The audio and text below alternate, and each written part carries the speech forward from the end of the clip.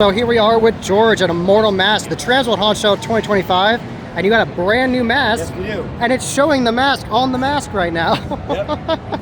There it is. So see? That was viral, and it's showing his own movement video right now because he's equipped with an LCD screen and an operating system that you can control through Wi-Fi to your phone. You can upload videos to an SD card in there, or you can stream to it. We're working on the webcam option right now. That's going to be coming soon. You can watch Freeverse on it. You can watch TV on this thing. Been about 7 months or more in the making. The whole thing was done digitally, and we 3D printed the actual positive, and we made a hard mold off of a hard resin print, and we used temperature to break it out of the mold. Oh, okay. Okay. This is kind of a new process that we've been working with, and yeah, it was just a fun mask. Charlie Hernandez, the sculptor, he's amazing.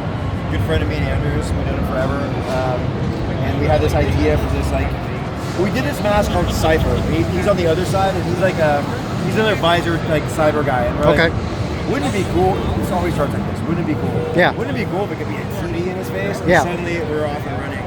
And it was like, it's one of those, like, we'd never be satisfied until we saw it through. Never leave the bell. Anyways. So this is viral, and then we have another version of him too. So we did a hi-fi version, and then we did the lo-fi version where we used an LED screen. So kind of like consistent with some of the other masks we're doing using LEDs. This one actually is a micro LED board, kind of like a Daft Punk helmet, and you can control the animations with a simple click. It plugs into a battery bank. Okay. There's his name.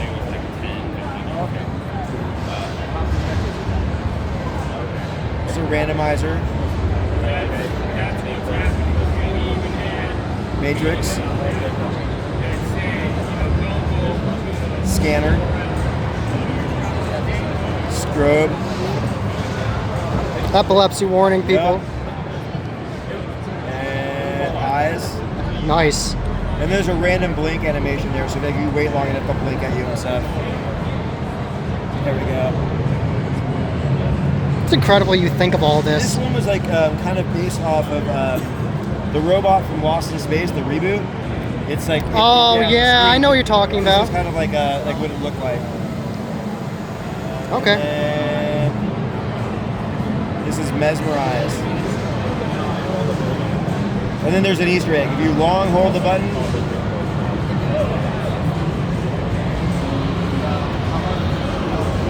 you get Immortal Masks. That's nice. You program that in. That's great. Wow. So yeah, this was the newest of the new. We got them done about a week ago. We have so many cool masks here. You like these? Yeah, I like Ichabod.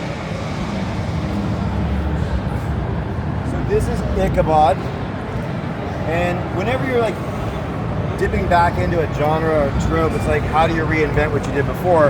And pumpkins are always a staple for Halloween, but when you have a couple of pumpkins already in your catalog, it's kind of like, okay, what's how do you do it again? Yeah. So luckily for us, we have a very talented group of artists that are in-house and work for us, and one of them is our lead painter, Santino, and Santino is also a talented sculptor, and so we gave him the challenge of making a new pumpkin character for us. He had some ideas. He has a little logo for his film company that was kind of a similar idea, and it was fun to see what he brought in his own like artistic vision to a character that we've done so many times before. And I love this one. I think it turned out beautiful. Yeah. Especially with the costume you matched with it for the movement video, it worked really well. And it takes these different colors too, like the more fleshy versions work, just because it's like a humanoid thing changing into a pumpkin. This is the fleshy orange, or the one that's rotting. And then there's your traditional one. Please meet your parents at the Distortions booth. It would be greatly appreciated. Gavin Walsh. So this is our gargoyle mask, and it's cool because it could be like a demon because it has kind of rocky, like scaly texture in it. The anatomy could be like rotting out in the horns, but it could easily be stone too. Sculpted by Joey Orozco. Joey's an amazing sculptor who's worked on Jurassic Park. He's on Star Trek right now, I think. Oh, wow. Yeah, and he made this thing. The cool part about this is that when Joey sculpted it for us, he made a decision to make these horns that were like embedded in the head and coming out. And usually this would be a challenge for us because what you want to do is you want to cut the horns out of the sculpture. So you can put it in later so it's easier to cast. But it's such an integral part of the actual sculpture that we were like, well, we can't do that, but we can't have these things be soft silicone because they'd be flopping all over the place. Yeah, exactly. So we started working with intrinsic casting, which is meaning we're putting multiple density silicones within the same mold. Okay. And so these are actually a firm silicone, and they're actually cast directly into the mold, and then the soft silicone is cast around it. So there's no like wiggle. Got it. Not like you have with the gear. That turned out really nice. Yeah. And then this is a unique collaboration you got to do. Oh yeah, the Akihito piece. This is fun. So we're a big fan of the artist. Akihito is like one of those guys that when you got Monster Palooza, you're like, it's one of those movies that even other artists talk about visiting. They're like, did you see that thing Aki did? Did you get that piece from Aki? And years ago, he did this makeup that became kind of famous. It was called Braindead. It was loosely based off of Zombie Boy, the tattooed model. Okay. And so then later, Akihito licensed it to our friend Steve Wayne's company, Elite Creature Collectibles, and they made a really cool bust of it. And then we heard that Akihito was interested in maybe sculpting a mask with us, and it was like, no way. So, we met, and it was just like, can we do Braindead? And he wanted to do it too. And so, to keep it faithful, we actually scanned his original makeup. He had a makeup application of it that he had affixed onto a form. Okay. And so we were able to scan that. And then Aki actually went in and gave it some things that he didn't have in the original makeup. Because the original makeup had a jacket up here and a long chest. Okay. But it didn't have back anatomy. So Aki got to play in ZBrush and redesign what the back anatomy might look like. And this was the first one that we did as a 3D printed positive, not 3D printed molds. So it was like we rolled the dice a little bit to see if this idea was going to work. It did. Yeah, that great mask, totally fun mask. Brand new. So here's one. These aren't even on the website yet. No? No, this is the new Freak. So yeah, that's an OG one. Yeah. So sometimes, the earliest of our molds were made differently than how we make them now, and sometimes they got wear or they're about to give. So we made a casting of the Freak.